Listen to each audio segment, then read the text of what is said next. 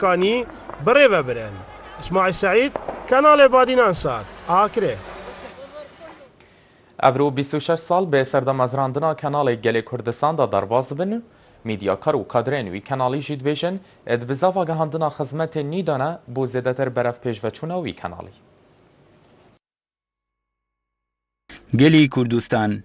لدوای 26 سال لدامەزاندنی لە هەوڵی خزمەتی زیاتر و گشتگیرتردان بۆ بەرەو پێشچوون و زیاتر برەویدان لە ئەزموونی میدیای کوردی.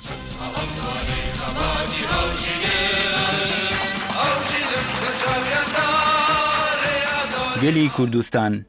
لە دوای 26 ساڵ لە دامەزاندنی لە هەوڵی خزمەتی زیاتر و گشتگیرتردان بۆ بەرەو پێشچوون و زیاتر برەویدان لە ئەزموونی میدیای کوردی. کەناڵی گەلی کوردستان نۆبەرەیەکی میدیایی بینراوی ئاسمانی کوردی و دەنگ و ڕەنگی هەموو کوردان بووە. ئێستاش سەرجەم میدیاکار و کادر و کارمەندانی کەناڵەکە لە هەوڵی گەیاندنی خزمەتی نوێن بۆ زیاتر بەرەو پێشچوونی. یەکێکە لە سەروەریەکانی یەکێتی کە هەمومان ئەتوانین شانازی پێوەکەین یەکەم تەلەڤیزۆنی کوردی دوای ڕاپەڕینکە دامەزرا یەکێتی نیشتیمانی دەستپێشخەر بوو لەم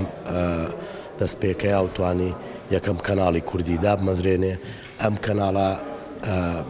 بەو مێژووە پڕشکۆیەوانێ توانیوێتی وەکو پەیمانگایەک چەندین کادر و چەندین کەس پێ بگەێنێ کە ئێستا زۆربەی زۆری ئەو کارمەند و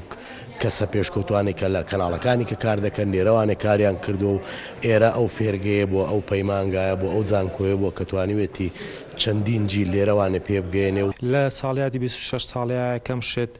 ڕێز و وەفا بۆ ڕێبازی هەواڵ مام جەلال دووپات دەکەینەوە کە ڕێبازی خزمەتکردن بە کۆمەڵانی خەڵکی کوردستان و کەسوکاری سەربەرزی شەهیدان و پێشمەرگە قارەمانەکانە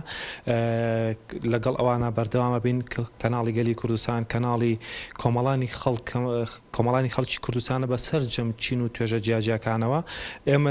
لەم ساڵیادەدا پیرۆزبای خۆمانیان بۆ دووپات دەکەینەوە بەڵێنیشە دەین لە داهاتوودا بتوانین دەنگ و ڕەنگی سەرجەم ئەو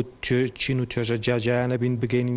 بگەینین بە کۆمەڵانی خەڵکو و هەم سەرجەم ڕوودا و ڕاستیەکان و هەر پێشهات و هەرچ ڕووداوێک لە ناوچەکە لە کوردستان لە عێراق لە جیهان ڕوودات وەک خۆی بەبێ هیچ دەستکاریکردن و لایەنگیریەک ئێمە ڕاستی ڕووداوەکان بگەێنین. کەناڵی گەلی کوردستان هەر لە سەرەتاوە بە گوتار و شێوازێکی میدیای ئەوتۆ دەستی پێکرد دەکرێت بە ئەزموونێکی نوێ لە ڕۆژنامەگەری کوردی ئەژمار بکرێت ئەویش بە گرنگیدان بە هەموو کایەکانی کوردستان و کوردەواری بەبێ جیاوازی ڕووماڵکردنی بۆ نەو ڕووداوەکان. 26 ساڵ بەسەر یادی دامەزاندنی کەناڵی گەلی کوردستان تێپەڕ دەبێت ئەو کەناڵی کە بۆ ناوەندێک بۆ جێگەیەک بۆ تەواوی دەستگاکانی دیکە تەواوی ڕاگەاندکارانی دیکە لەسەر ئاستی هەرێمی کوردستان بەگشتی و لەسەر ئاستی پارێزگای سلێمانی لێرە دەمێ پیرۆزبایی لە تەواوی کارمەندان لە بەڕێوەبەر لە هەموو ئەو کارمەندانە بکەم کە لە گەناڵی گەلی کوردستاندا ماون و ئانی کە ڕۆشتویشن. کەناڵی گەلی کوردستان ئێژێ دەستکەفتن گرنگ یەنێکەتیا نیشتیمانیا کوردستانێک و ئێکەتیا نیشتیمانیا کوردستانێ پشتی سەرهەڵدانێ وەکو هەر ڕستەی ڕێڤەبەر و کادر و هەمی ستافێ گەلی کوردستان دکەین بەتایبەت ستافێ ئەوێ دێرین یەوی کەناڵی ئەو ستافێک و کەناڵی گەلی کوردستان سەردەستی وان هاتیەدا مەزراندن دەستێ ماندینەبوونەوان گوێشین هەرۆسا پیرۆزباهیە لە هەمی بینەرە و بەتایبەت پێشمەرگەی دکەن و کەناڵی پێشمەرگەتی تەنیاسین. ئێستاش لە کاتێکدا ئەم کەناڵە یادی 26 ساڵەی دامەزاندنی دەکاتەوە بە بەرنامەی هەمە جۆر و هەمە چەشنا بەردەوامە و کارمەندانی دەستگاکەش وتیان بەردەوام دەبن لە هەنگاوناوم بەرەو پێشچوونی زیاتر لە نێو جەنجاڵی کەناڵە ئاسمانەکانی جیهان و ناوچەکە و کوردستاندا. شاخەوان عەبدوڵڵا بادینان سات سلێمانی.